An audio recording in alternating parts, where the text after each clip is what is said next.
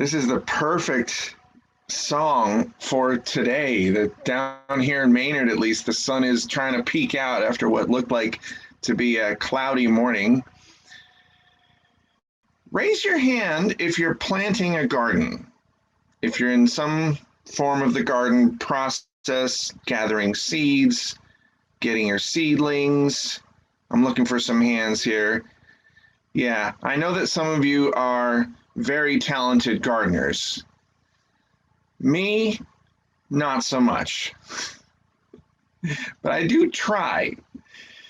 I remember the first day of my actual internship, almost 2 years ago. I met with a colleague on the way into the office, and after our meeting, she had a Mother of Millions plant. This was the first plant I had ever had as my own plant as a child. So I was excited, and they have their seeds as little seedlings along the edge of kind of like the toothy edge of the leaf. So I called it an alligator plant as a kid. So I asked her, can I have some seedlings? And there are many. So she said, sure. So she gave me some seedlings. And I was driving from her house to the church, and I thought, this is the perfect way to start my internship. This is a metaphor. This can be a metaphor. I envision watching the plants grow week after week, mirroring perhaps my own growth as an intern, proudly showing off the adult plants at the end of my 2 years. So I got to work. I asked around if anyone had clay pots. Sadie did have 2 clay pots. I asked Sherry if she thought it was all right to just go dig some dirt from like a bare spot of earth around our building. She said she thought we'd be fine. So I gathered the dirt, planted the seedlings. I later realized there was a reason it was a bare spot of dirt with nothing growing there. Now, this is a place right next to our building that was the site of runoff. So it was probably very, very salty water that was landing there, few nutrients.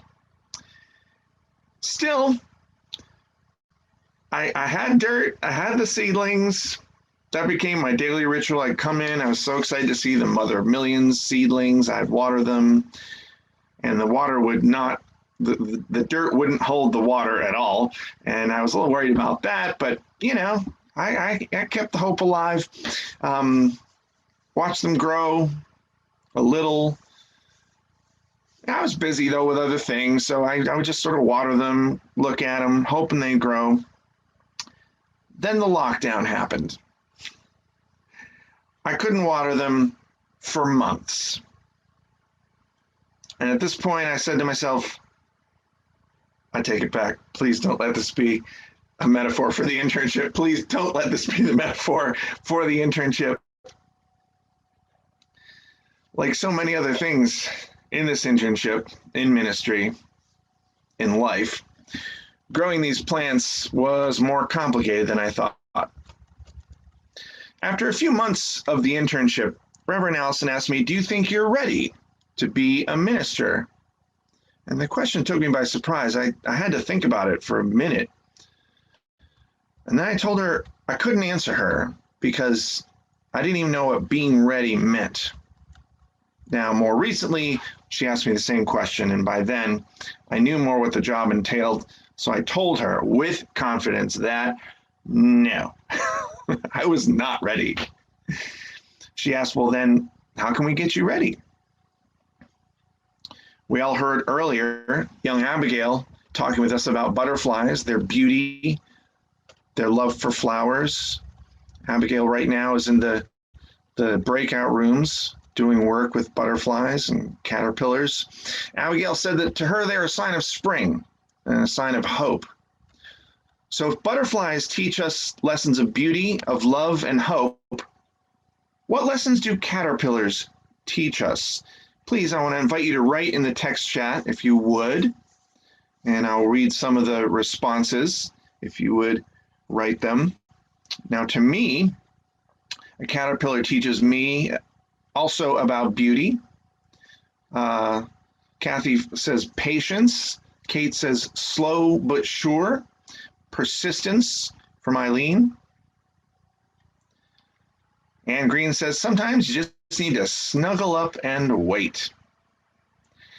Now, I've seen many butterflies and many caterpillars, but I've seen very few chrysalises, except a few videos on television about that beautiful moment that the cocoon opens and this new butterfly emerges, wet and vulnerable. But what happens before that? What happens inside the cocoon?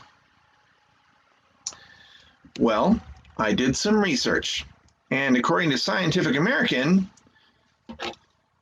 the caterpillar digests itself, releasing enzymes to dissolve all of its tissues.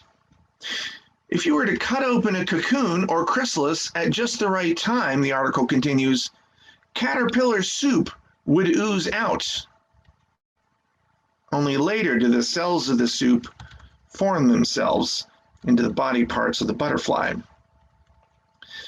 Now, there have been some times in my internship where I have felt like caterpillar soup, by which I mean I'm not just acquiring new skills, I myself am undergoing a metamorphosis. And it's not always comfortable. It's not always pretty. When I enrolled at the Boston University School of Theology, hoping basically it would be a vocational school for me to learn new skills for a new career as a minister. But the School of Theology doesn't speak about ministers learning skills. They speak about ministerial formation. And I thought that term was a little grandiose. I'm already formed, thank you. After a few months at Div School, my longtime friend, Reverend Barbara Smith Moran, said to me, they will make you and they will unmake you, and they will make you again. I replied to her, I was already made. I certainly didn't need remaking. I said, Rev, I'm in my 50s. I've had a whole other career. I just want to learn some skills. She just smiled at me. She'd been a minister for 40 years. And it turns out I was not in control of my metamorphosis. It turns out none of us are. Sure, we have control over our own choices, but I'll bet everyone here has felt unmade at some point in their lives. I bet everyone here has felt like caterpillar soup at some point. Maybe some of you are feeling that way today. Maybe you felt that way after you lost your job, after a divorce, after an illness, after the death of a loved one, after a pandemic.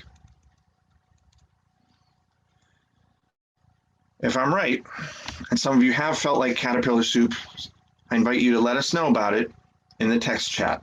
You don't have to, if it's too personal. For myself, realizing I might have inadvertently killed my mother million's plants was a caterpillar soup moment. The time I had to drive back to the office because I'd forgotten the donation checks for the crop walk, and it was the crop walk final thing, that was a caterpillar soup moment. The time I forgot to light the chalice at the in-person worship service was a caterpillar soup moment. Thank you, Kim, for reminding me. The time I skipped the anthem when I was leading the worship service, I didn't even notice the choir began to get up and move over. That was a caterpillar soup moment. Thanks, Anne, for saving me by letting me know. And it is very personal, so no one is sharing the text chat, which is totally fine.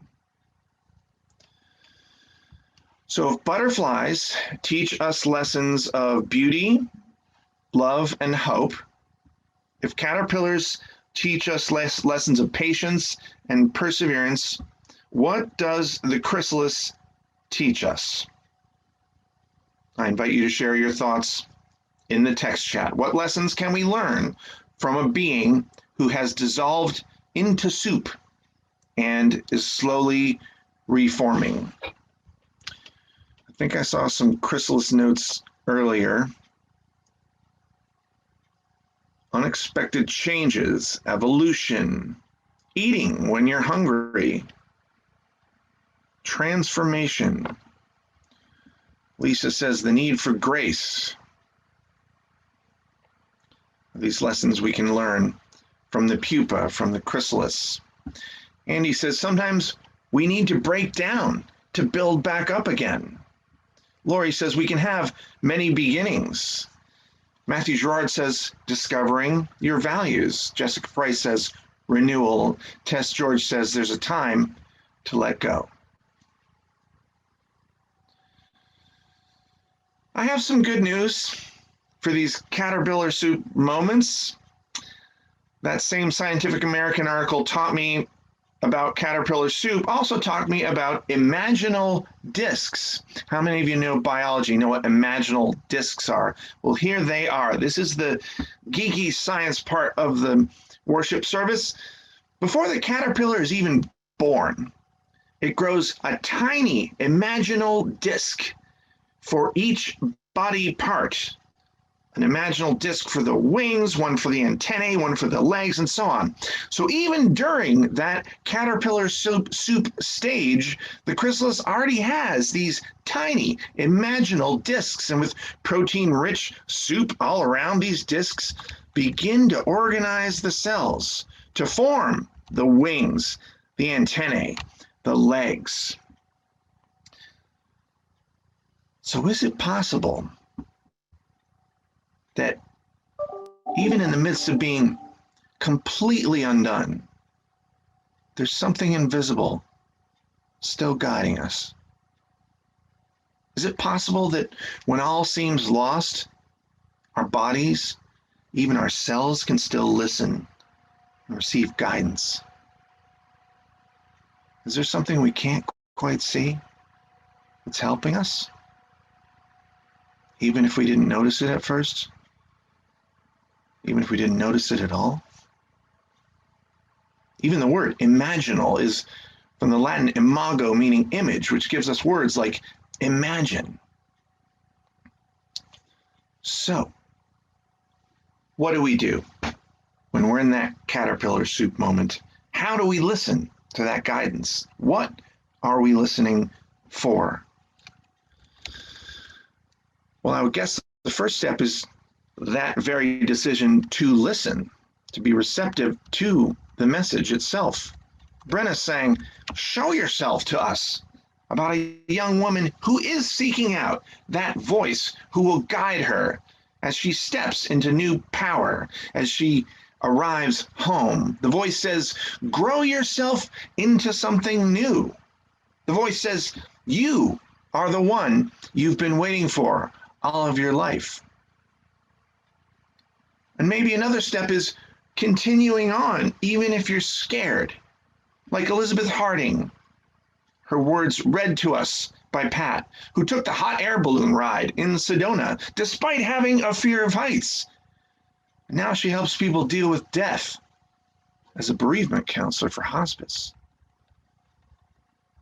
Maybe the third step could be having faith.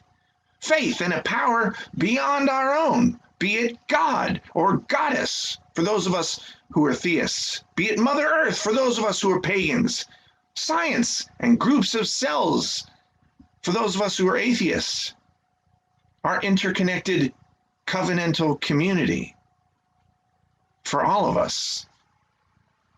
Like Leah Morris sang, there is always a light when we are ready to see it.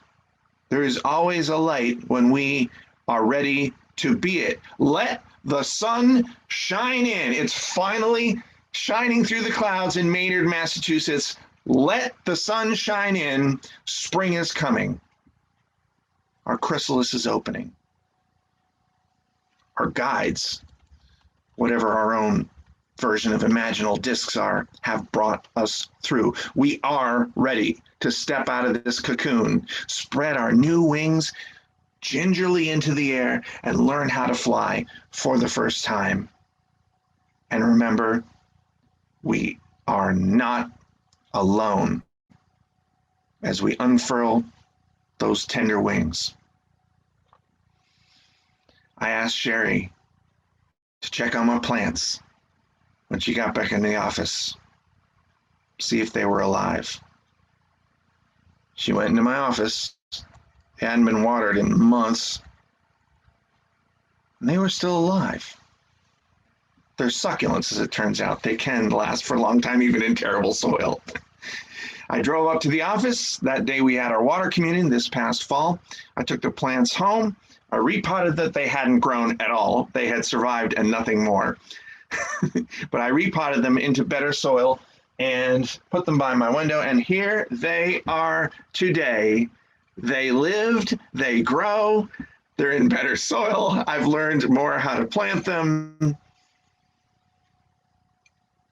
They're alive. They're growing. If you're feeling like caterpillar soup today, trust your guides to bring you through. Remember, you're not alone. Wake now your senses. Hear the earth call. Feel the deep power of being in all. Keep with the web of creation your vow. Giving, receiving, as love shows us how. You are ready. We are ready. Come out of that cocoon. Unfurl your wings. Let the sun shine in. Amen. And blessed be.